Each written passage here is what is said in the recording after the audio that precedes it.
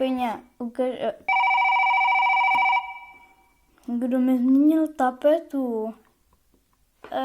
No, to je fuk. No nic, jdem se podívat, o čem se asi tak baví. Čau lidi. Co? Čau lidi. Jak se máte? Bylo to dobrý v tom kadeřnici, do kterého jste už týden říkali, že už tam půjdete. Dejte si to, pokud tam vůbec ještě dostal někdo náhodou tapetu. Hele, neříká něco Jack, něco chce. Něco asi pustím hodně na hlas, jo? Co? No. Tak jo, jdu to teda pustit, jo? Takže vážně bacha lidi. 3, 2, 1.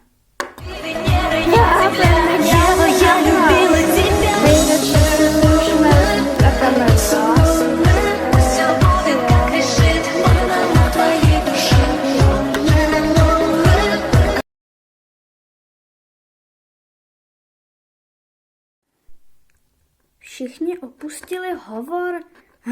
Tak já taky.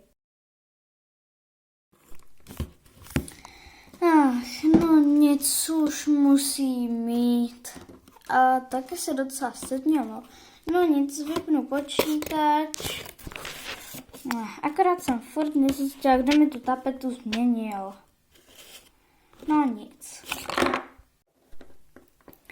Lidičky, moc vám děkuju za zhlédnutí. Tohle mi zabralo vážně hodně času.